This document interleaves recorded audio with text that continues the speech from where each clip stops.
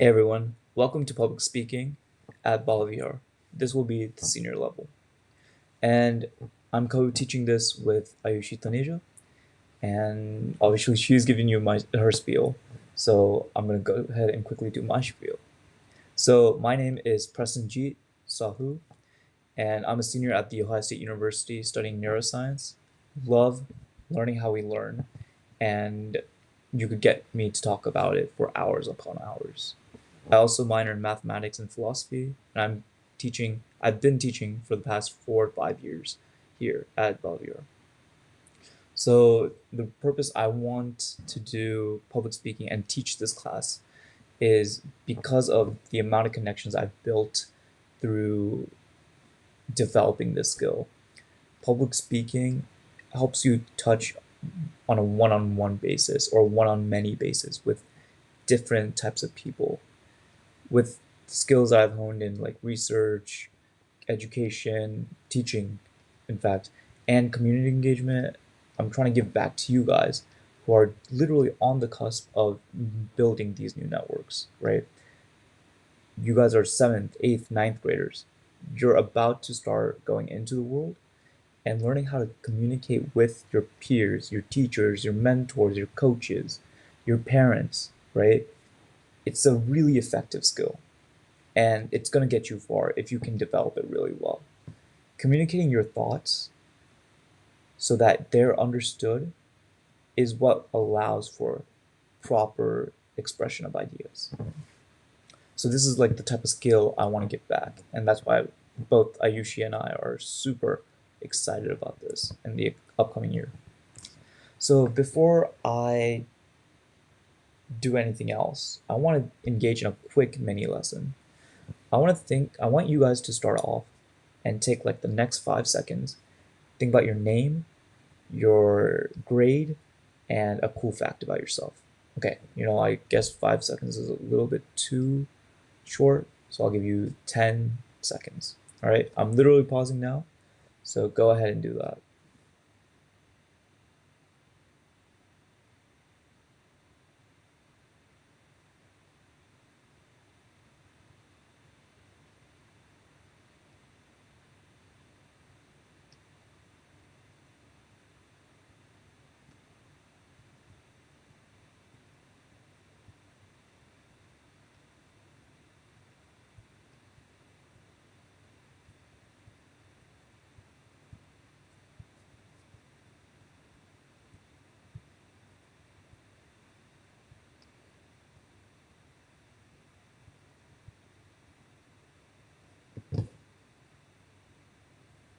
All right, hopefully that was a lot of time, or at least enough time. If you didn't do the exercise, you're gonna struggle. So I hope you can multitask or something when I go through this next section.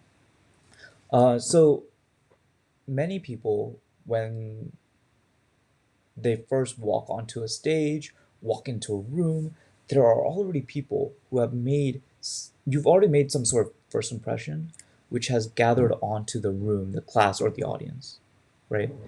Um, this is usually based on looks, physique, so on and so forth, right? So how you present yourself into a room is very important. But aside from that, the next thing that is in front of you is what comes out of your mouth. The first thing we're doing today is called an icebreaker activity, which is getting to know your name, getting to know your grade, and maybe learning a cool fact about you. Now, when I asked you to do it in your head, right, there's probably some sort of like mini voice in there. This is an idea called subvocalization, and it probably went something like this. Hi, my name is. I'm sorry. It went like, "Hi, my name is Prasanjit Sahoo. I'm a senior at Ohio State University, and a cool fact about me is," and whether you got to that point where you figured out your fact or not is um, not something to be worried about right now. But what I do want to worry about is the way you said your name, right? The way I said my name at the beginning of the presentation versus now, how I just said it, is very different. Right now, it sounded like I was rushing through it just to get to something like the fact, right? it's like I didn't even give importance to my own name, right? We're all classmates here, and even if you did this on stage, right, there's some weight that you have with your name. So it's really important that you actually have the confidence with the way you say your name. It will also help people remember your name on top of that. So saying your name actually is super easy. It comes in a three-step process. Now, obviously, we know that you know how to say your name, but this is allowing a different layer to add confidence as you're saying your name. So my name, Prasanjit Sahoo, right? It's gonna have first an in upward intonation. So there's two types of intonations, up and down, and a bunch of others in between. But basically, you're gonna start with the name, the first part of your name, and you're gonna go up in like pitch, basically. So Prasanjit, right? Prasanjit. A downward intonation in this case would look Prasanjit, Prasanjit. Okay, Prasanjit. You're gonna pause. That pause will allow for some break in the word boundary per se, and then you're gonna say Sahoo, and that would be in a downward intonation. So Sahoo, Sahoo. Hi, my name is Prasanjit Sahoo. All right. It allow and a little bit more space, maybe in my own way of saying it, will allow you to process that a little bit better. But each is to their own. So I would like you guys to try this three-step process. Now, I want you to go around. You're going to be saying your name, your grade, and a cool fact about yourself. And one thing I want you to recognize is the cool fact can allow for a lot more conversations. So what does this mean? Well, I think the best way to do it is by doing an example. So my name is Prasanjit Sahoo, and I'm a senior at The Ohio State University. A cool fact about me is the meaning of my name. My name, Prasanjit, or how it's pronounced, can be separated into the words Prasan and Jit. Prasan meaning happiness, and Jit mean to win. So my name literally means to win happiness. And for the longest time, I felt like that was super unlucky name. But through trials and tribulations, I realized that the reality of this world, which is you must work hard to get what you want, um, and or at least believe that you can get what you want, has been literally embedded into my story, into my name. I've gone through many downfalls only to build myself back up. And obviously, I can't take all credit for that. I would love to give it to all the people that have helped me shape my own being today. So, and then cut, so that would be a great way to do your first impression. Now, what are some things I highlighted? I highlighted my name. I highlighted the fact that there was a cool meaning to my name. I added on that I thought it was super unlucky, and maybe even now, like I'm thinking, wow, this is super transformative because it's true, and it's like the reality of the world is embedded in my name, so it's not really unlucky. It's more like I guess I don't know. It's kind of neat. All right, so then I had that, and then um, I did a quick tidbit of like how I brought things down. I was in downfall, and then I climbed my way back up. So these are a lot of things. I'm like putting down threads during this conversation. Like if you imagine that entire sentence here, you can imagine there's a lot of things to latch onto and keep talking about. And this is a really, really easy way to like generate small talk or generate uh, deeper conversations with people, that one-on-one intimate basis, right? So you could ask me, so how did climbing up make you who you are right now? So that can be like a more deeper conversation. Or that's really funny that you found it unlucky.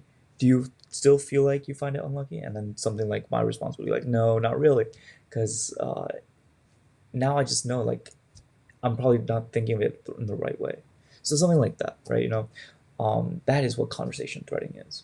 So Before I let you guys do that, um, I want you guys to know that this idea of how to say your name comes from a TED talk that I watched years ago. It's called "Want to Sound Like a Leader? Start by saying your name right." This is by Laura Sicola, I believe. Laura Sicola. Let's get that practice in. Um, and the idea is that I'm not trying to hide anything from you. I will give you all the resources, all the things that I'm reading to better myself in this discipline. To better yourself in whatever discipline you pick, you have to work on researching, planning, and then execution, right? You have to gain knowledge in the field. And when you feel like you've got 30% of the knowledge, go out there and start executing on that. Once you start executing, you'll learn so much more by just doing and experiencing the way things work. All right. So I'll let you go ahead and pause the video and go ahead and say your name, your grade, and a fun fact about yourself. All right. All right. So we're back. So really quickly, just what could be the goals and objectives of this class? The goal is to get you to be a competent speaker, a competent public speaker.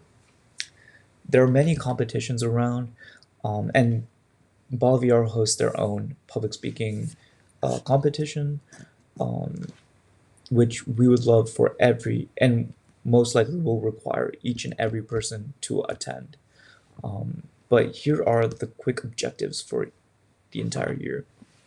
So the thing we just worked on, there's a very, very technical name. It's called vocal executive tone or something of the sort, right? But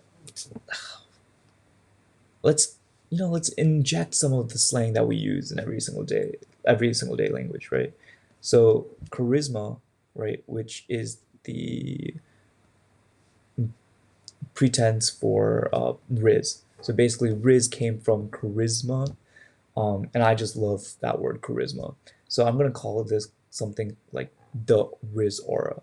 This impact that you build into the people that you're talking to, that is verbal, nonverbal, body language, facial features, microtones, micro vocalities, all these different things.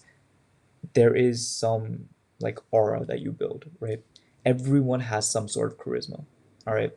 And my goal specifically will be to get that out into the spotlight. Um, the next thing will be effective communication. Can you express your ideas, emotions, thoughts, right? These are the big three things that the mind can come up with others and have the same intended impact that it had on you or that you wish to have on them. And obviously, this can happen in four different ways, and probably more than this: verbal, nonverbal cues, tone of the voice, body language, choice of words, right? So, this is objective two. Objective three will be to build intentional props. Today, I've used a presentation slide to go through our mini lesson and just a quick introduction about myself, right? Now, this, for the most part, is a beautifully organized presentation. However, I would say that many of the students that I've seen during their middle school years cannot pull off a visually aesthetic presentation. Hence, we're going to be working on how to build great presentations, how to build great organization skills in essays, how to write well, how to do all these different tasks that built into a great speech for you to talk about. And then this will dictate your like abilities, your audience's ability to visualize. Like people, and there's a big thing about meditating, right? Meditating, what's one of the first things you do? You close your eyes. It's because the visual impact that you have, you're like, if you can see, your eyes take in 80% of all sensory stimuli you have. I think I read that somewhere, but or maybe I'm misinterpreting those results. But still, like there is a significant amount that goes through the eyes. So being able to use that idea and capitalize on it and show others, hey, this is what we're going to do, one, two, three, or here's an idea, here's the flow, here's a little bit about myself, that's going to be the big idea, right? So I'm just trying to visualize and integrate your beliefs um, into pre-existing mental models. So like objective one, objective two, objective three. That's some mental model you probably came in this class with some ideas. Now I've remodeled that in a way to show you what this class is about. Maybe you had some ideas about who I am, what I do, so on and so forth. And now I've remodeled that into who you think I am now, right? Being able to do that is very key. And many ways to do it is visually. All right.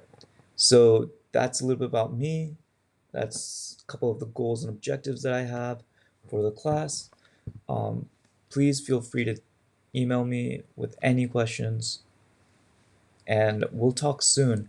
I'm super sorry that I couldn't see you today, but I'm super excited to start next week. And I really want to leave with this like idea that I wrote down. Until we meet again, keep learning and listening. The way people speak vocally, bodily or body language, and facially, right, is this closest thing we humans have to telepathy, right?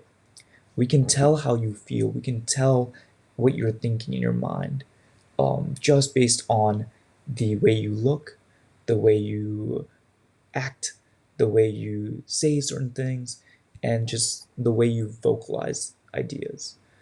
So I'll see you soon. Um, Enjoy the rest of the time. See ya.